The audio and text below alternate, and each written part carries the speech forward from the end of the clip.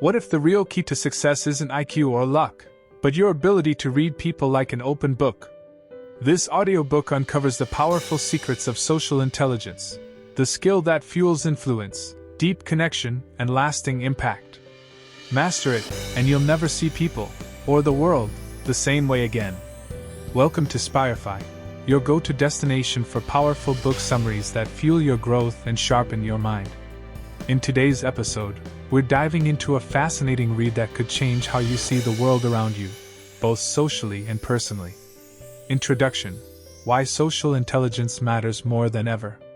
While IQ may measure how smart you are, social intelligence is about how well you connect, relate, and respond to others. Daniel Goleman, the author behind the groundbreaking Emotional Intelligence, explores this lesser-known, but incredibly vital, form of intelligence that helps us understand others, build stronger relationships, and even reduce stress in society.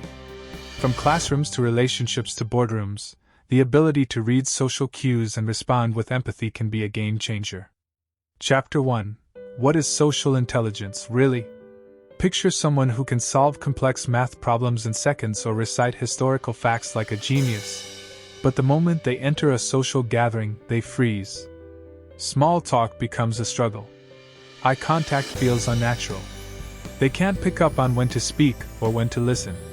Despite their intelligence, they falter in human connection. This is where social intelligence plays a crucial role. Unlike academic intelligence or IQ, social intelligence is not about knowledge, it's about connection. It's your ability to understand people, sense emotions, and respond in ways that build trust and comfort. It's the quiet, unseen force that helps you navigate social situations with ease, empathy, and awareness. Daniel Goleman, the author and researcher behind this concept, describes social intelligence as the skill set that allows us to read others and interact smoothly. This includes understanding people's intentions, reading body language, sensing emotional energy, and responding appropriately. It's what helps us build lasting relationships, handle conflict calmly, and support others in meaningful ways. Goleman divides social intelligence into two key parts. 1. Social awareness. This is the ability to pick up on what others are feeling. It includes empathy, tuning into body language, tone of voice, and the emotional atmosphere.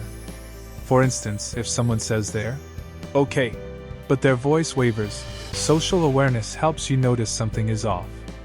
2. Social facility. This goes a step further. It's about using that awareness to interact effectively, adjusting your words, gestures, and responses to create comfort or connection. It's knowing when to listen, when to reassure, and how to steer conversations toward harmony rather than conflict. Think about people who make others feel at ease, who can walk into a room and instantly connect. That's social intelligence in action. And it's not just natural talent, it can be developed with time, practice, and reflection. In today's digital world, where screens often replace face-to-face interaction, social intelligence is more important than ever. Real human connection can't be replaced by emojis or quick texts. Being able to truly understand and respond to others makes you not only a better communicator but also a better friend, partner, leader, and human being. Beyond relationships, social intelligence even benefits your health. Strong connections reduce stress, boost immunity, and improve emotional well-being. On the flip side, lack of connection can lead to loneliness, anxiety, and even physical illness. So, in a world that values speed and data, social intelligence is your superpower. It's not about being charming or outgoing. Chapter 2. It's about being present, empathic accuracy, and emotionally aware. Have you ever looked at someone intelligence that makes life something was off, kinder, even if they said they were fine? That subtle ability to read another person's emotions without them saying a word is called empathic accuracy, and it's one of the most powerful components of social intelligence. Empathic accuracy is more than just basic empathy. It's not simply feeling what someone else feels. It's about being precisely tuned into what the other person is experiencing, understanding not just that they're upset, but why they're upset. It's the difference between guessing and truly knowing. And that kind of emotional insight changes everything. When you're empathically accurate, you can see beyond the surface. A friend might smile and tell you everything is fine, but you catch the sadness in their eyes. A colleague may stay quiet during a meeting, and while others assume they're disinterested, you sense they're feeling overwhelmed. That deep, intuitive understanding of what others are feeling, and why, is what creates real connection. Daniel Goleman explains that empathic accuracy is essential to strong relationships, especially in close bonds like friendships, partnerships, or marriages. Research backs this up.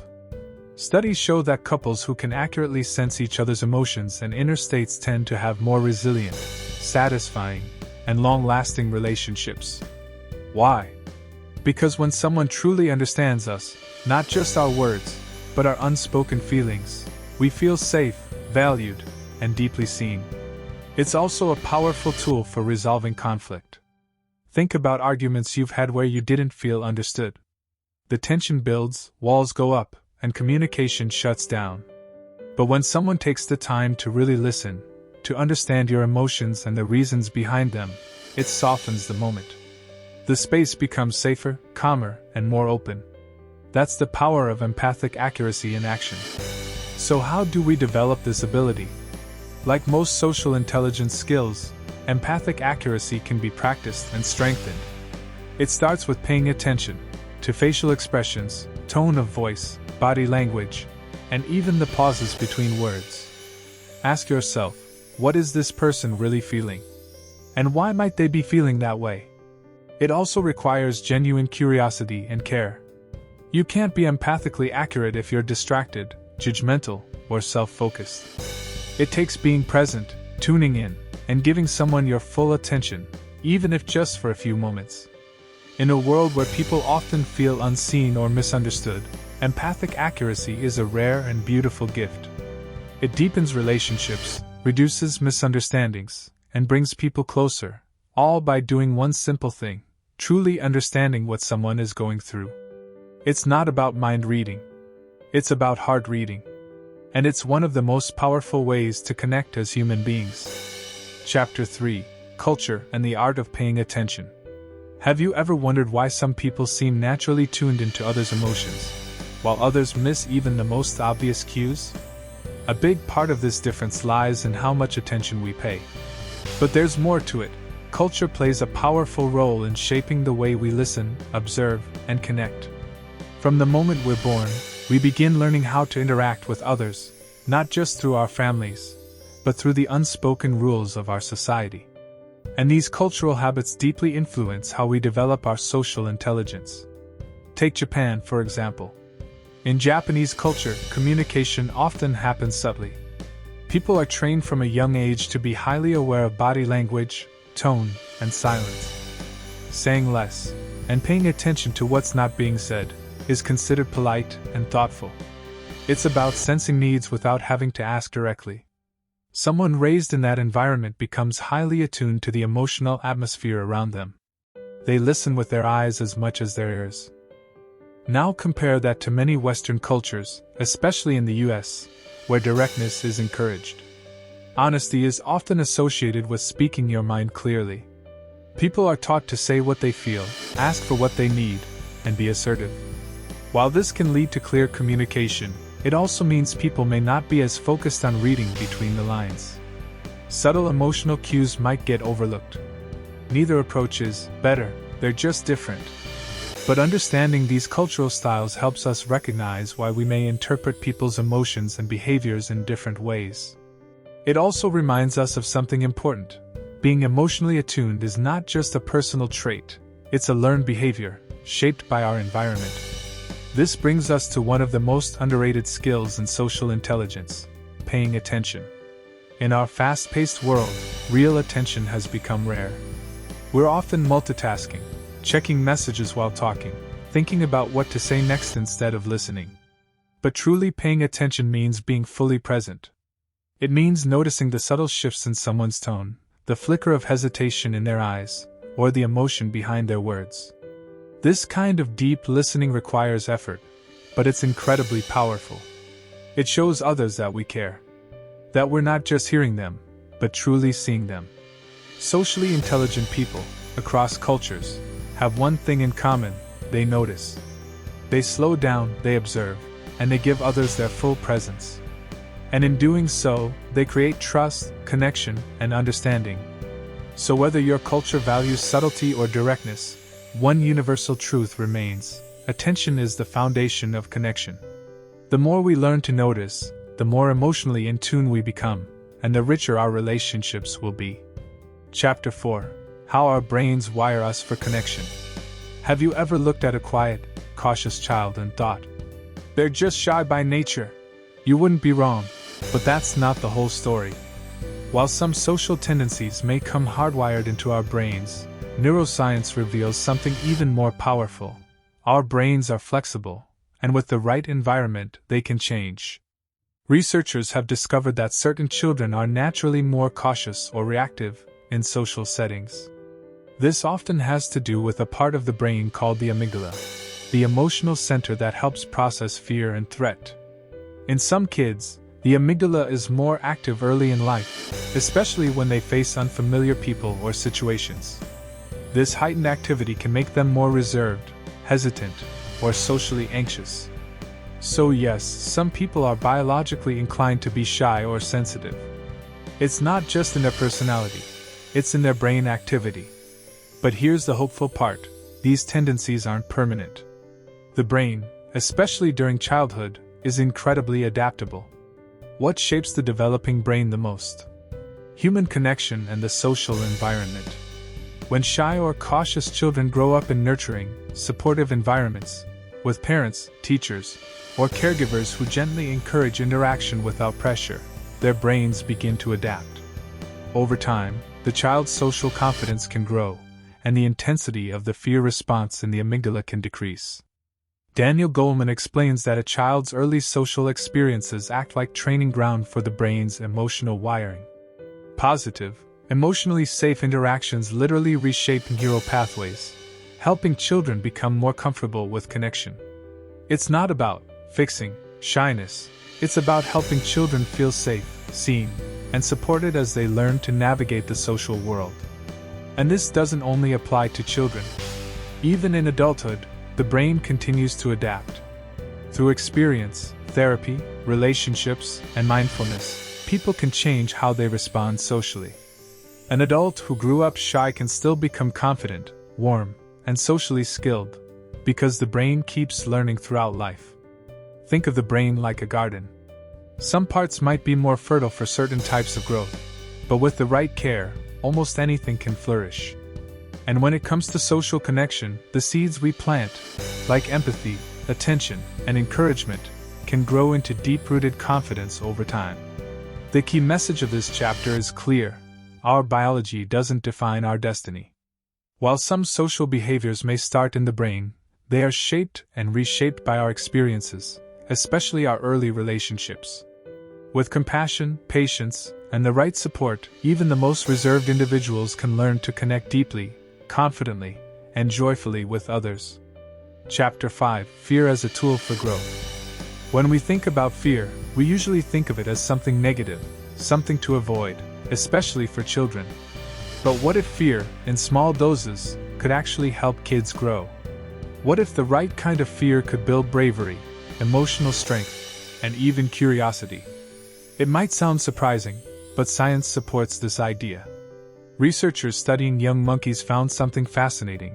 When exposed to controlled, non-dangerous situations that triggered a bit of fear, the monkeys actually became more resilient over time. Similarly, studies with children watching mildly scary movies, like Chicken Run, showed that fear, when handled carefully, could encourage emotional growth rather than harm. So what's going on here? Daniel Goleman explains that fear isn't always the enemy. In fact, when fear is experienced in a safe, age-appropriate way, and followed by support and emotional recovery, it can help children become braver, more confident, and emotionally adaptable. Think of it like this: small doses of fear act like emotional training. They activate the child's nervous system, creating a moment of stress. But if the child is comforted afterward, if the fear is processed and soothed, something incredible happens. The brain learns. It learns that fear can be survived, that challenges can be faced, that emotions come and go, and safety can be restored. This process builds what's known as emotional resilience, the ability to bounce back from difficulty. And resilience is one of the most important ingredients in social intelligence. Of course, the key is balance. The fear must be controlled, not overwhelming. It has to be appropriate for the child's age and development level. Too much fear, or fear that's not followed by comfort and recovery, can have the opposite effect, creating anxiety or emotional shutdown. But when done right, these small challenges help children stretch their emotional muscles. It's like a workout for the brain and heart. They learn to take risks, try new things, and handle life's little bumps with more strength and confidence. This approach is especially valuable in a world where many parents, with the best intentions, tried to shield children from all discomfort. But by avoiding every challenge, we may accidentally rob kids of the chance to grow emotionally stronger. Instead, Goleman encourages us to rethink fear, not as something harmful, but as a tool for teaching, when used wisely.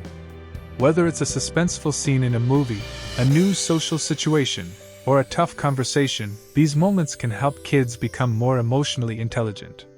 In the end, the goal isn't to raise fearless kids, it's to raise courageous ones. Kids who can feel fear, move through it, and come out the other side a little stronger each time.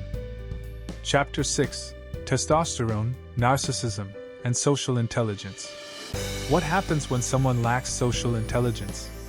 In some cases, it's simply awkward, like someone talking too loudly or interrupting others without realizing. But in more extreme cases, a lack of social awareness can become harmful, even dangerous.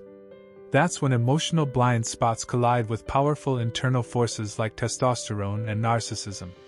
In this chapter, Daniel Goleman explores how certain biological and personality traits, when left unchecked, can lead to toxic social behavior.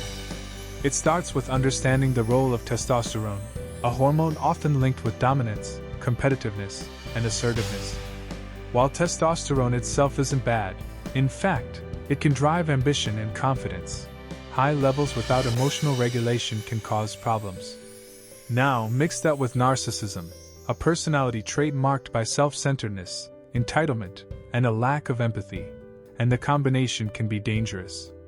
People who are both high in testosterone and strongly narcissistic often misread social cues, ignore emotional boundaries, and act without considering how their behavior affects others. They might come across as charming at first, but over time, they may dominate conversations, disrespect personal space, or even manipulate others. They don't just miss emotional signals, they override them.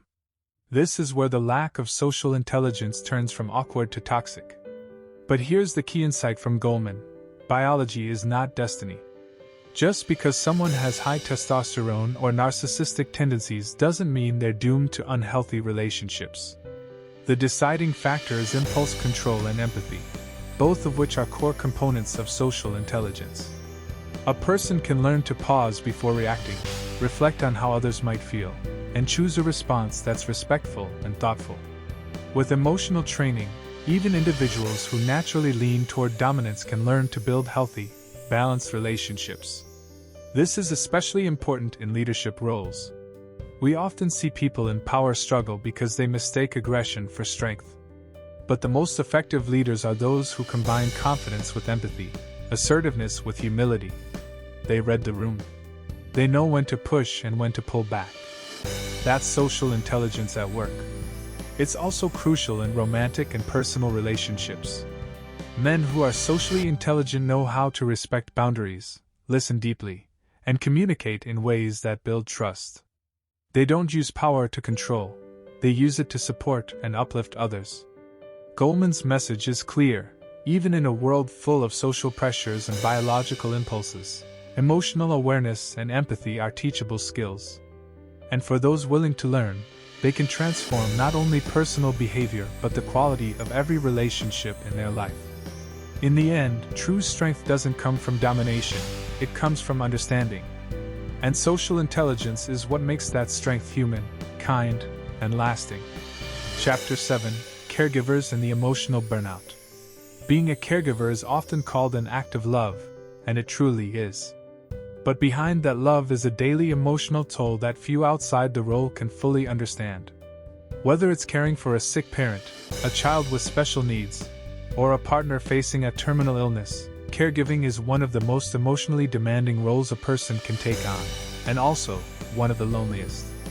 In this chapter, Daniel Goleman highlights just how much emotional labor caregivers carry. It's not just the physical tasks, the medications, the appointments, the routines.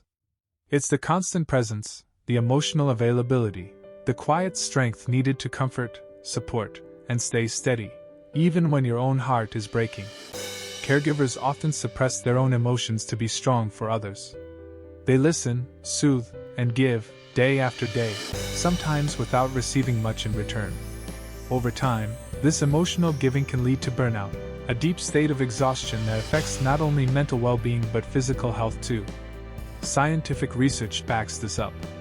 Goleman shares findings that show how long-term caregiving stress can impact the immune system, sleep patterns, and even cardiovascular health. It's a silent wear and tear that builds slowly but can have serious consequences if left unaddressed. And perhaps most painfully, caregiving can feel isolating. Friends drift away. Social lives shrink.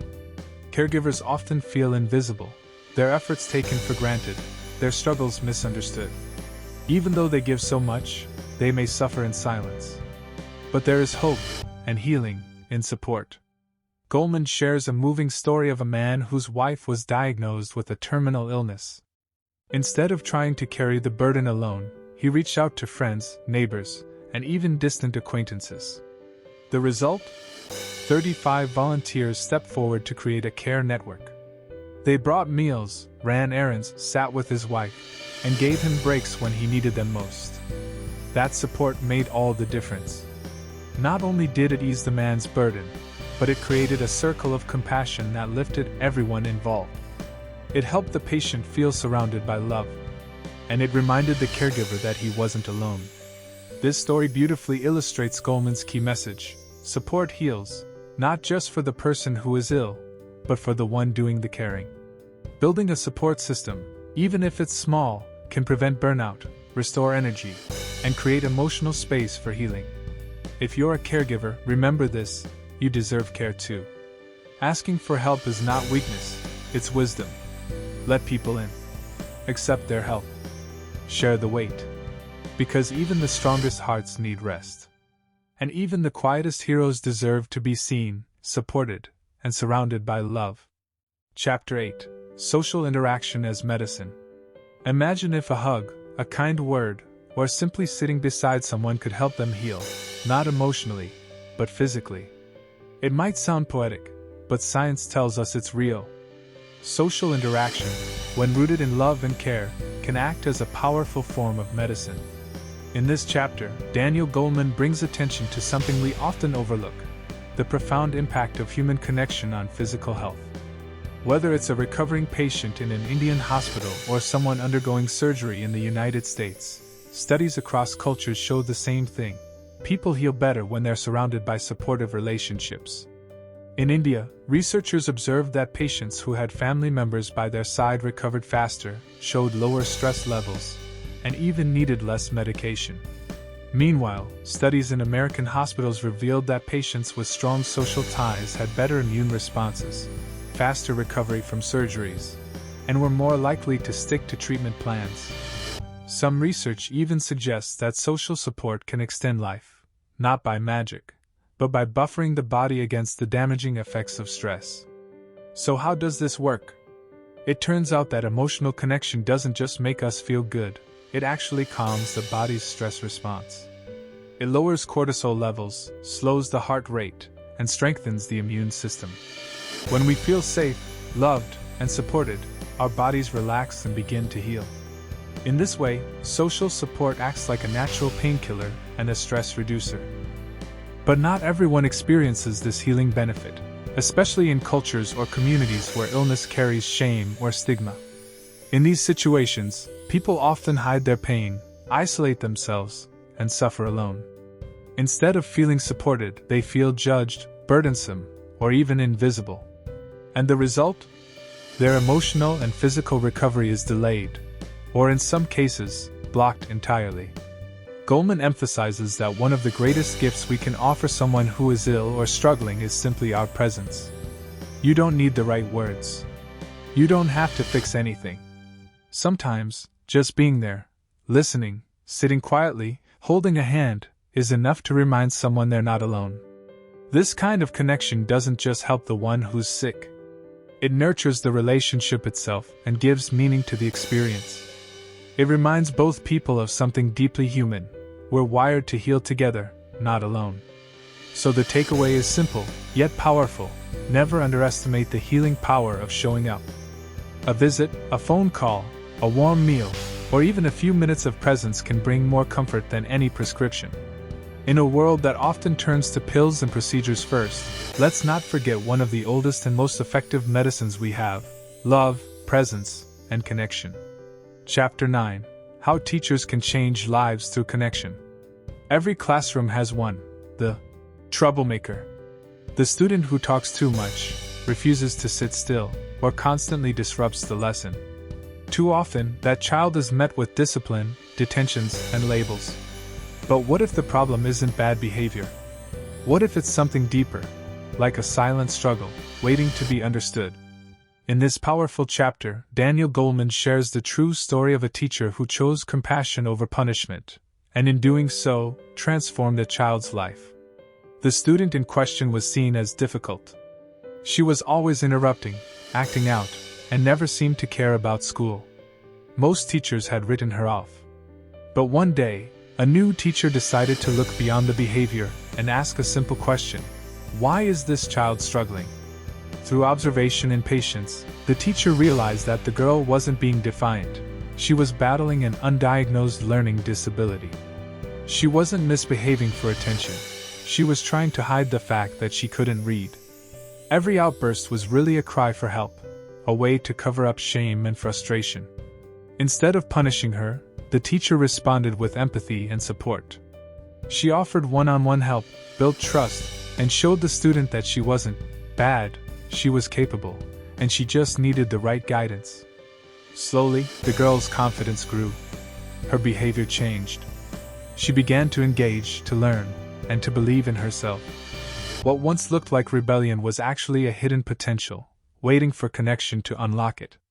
Goleman uses this story to illustrate a powerful truth: students don't need more discipline, they need more understanding. Social intelligence in education is not just about managing a classroom. It's about recognizing the emotional world of every student, especially those who seem the hardest to reach.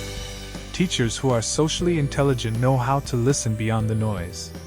They see the difference between willful defiance and silent struggle. They understand that many kids who act out are carrying invisible burdens, from learning difficulties and trauma to anxiety and fear. When a teacher chooses to connect rather than control, the classroom becomes a place of healing. A place where a child can drop the mask of misbehavior and finally feel safe enough to grow. The impact of one emotionally aware teacher can ripple through a student's entire life. It can mean the difference between a child being pushed out or pulled in, between being labeled a failure or discovering their strength. In the end, Goleman reminds us that the most powerful tool a teacher has isn't just their lesson plan, it's their ability to see, hear, and care. Because sometimes, all it takes to change a life is one person who chooses to understand. Social intelligence isn't just about being popular or nice. It's a powerful tool that helps you build real connections, avoid unnecessary conflict, and live a healthier, more fulfilling life. By practicing empathy, paying attention, and embracing cultural differences, we unlock the potential for deeper relationships and stronger communities. Thanks for listening to this episode of Spirefy. If this summary sparked something inside you, don't forget to like, share, and subscribe for more powerful book breakdowns designed to inspire, uplift, and grow your mind. See you in the next video.